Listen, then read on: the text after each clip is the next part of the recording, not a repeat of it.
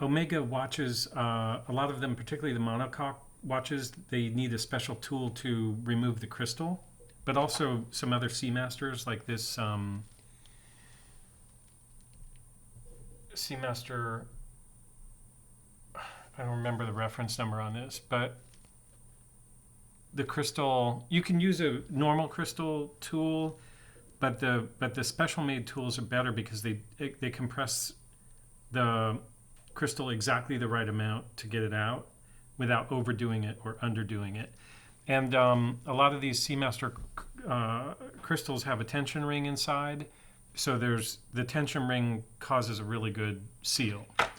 So I ordered a tool 107 on eBay used, and I'm gonna open that, and then that's the tool for the Seamaster Cosmic, which this case is either a prototype for or modeled after. So when I bought this, it came with a crystal which is 32.8 millimeter, but the correct crystal from Omega is 32.95, and it compresses down to 32.8. So if you put like a stock 32.8 in this, it won't be tight enough. A stock 32.9 would probably also work, but it also has a tension ring that needs to match the crystal. So anyway, what I want to do is talk about these special tools and examine this one that I got, and then I'll compare it with a Bergeon generic crystal lift.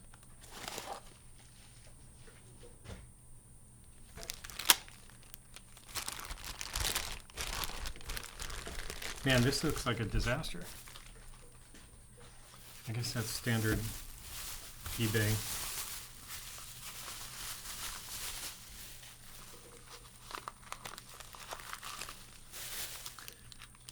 I think it's crazy when people ship stuff with like this kind of packing material.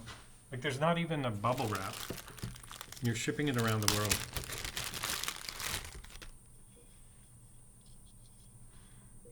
J.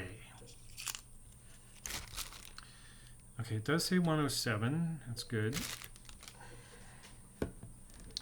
So this is the right tool. And here you can see it says 107-3295, and that's the diameter that it crystal that it compresses down. And it looks okay inside. So let me just check if. So when you tighten it, what happens is you're pulling. The Bergeon tool works in a similar way, but basically, when you tighten this knurled knob, it pulls these 6 leaves, or 7? That's interesting. It pulls them down and compresses them in the conical shape of the tool itself. And then because these are segmented the way they are, it stops at the exact point where you want it to stop. It simply cannot compress it anymore.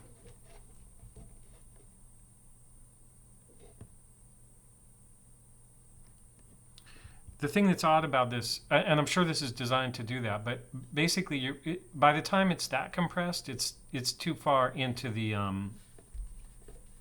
you've got to operate out in this zone where it's flush. So I guess this is just not like beyond you're going beyond where it needs to go.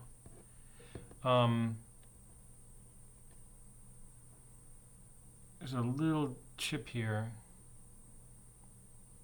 which could be, it seems like it's concave as opposed to convex. So probably won't matter, but I can file it down if it does. Okay, so anyway, what we're going to do is we're going to go back out. I'm going to go back out to its uncompressed state.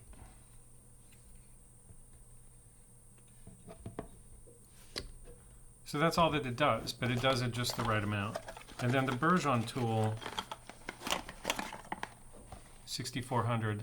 I bought this used, but they still make this. There's two kinds of Bergeon. This one has a rubber ring, and the rubber ring allows it to, supposedly allows it to do non-round crystals, like oval-shaped crystals, because the rubber can accommodate, you know, a slightly different size. But I'm not convinced that, I've never done an oval shape with it. I'm not sure how much range it actually has. But basically, it's doing the same thing, but this has 7 perfectly sized leaves, and this has however many claws there are there. And those claws, same principle, you draw it against itself, and it claws in and compresses. The thing about this is that it's the bed of nails concept, right? Like you have so many points that the pressure is distributed. But the problem I've had with it is you don't know when you've gone too far until the crystal explodes. Those are like, oh! And in theory with this one, the crystal won't explode. So anyway, that'll be cool to try it out with a proper crystal for this guy.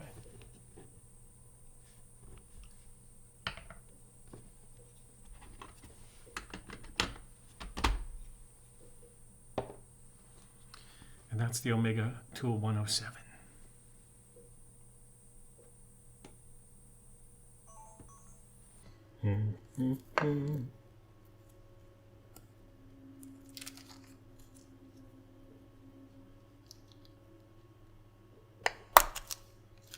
Oh.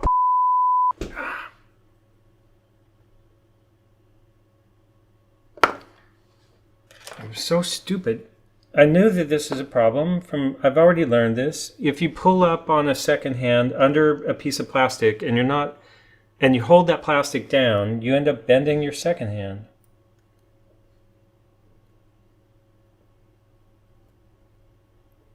So that can be bent back, but eventually it will break. So it's just a second hand.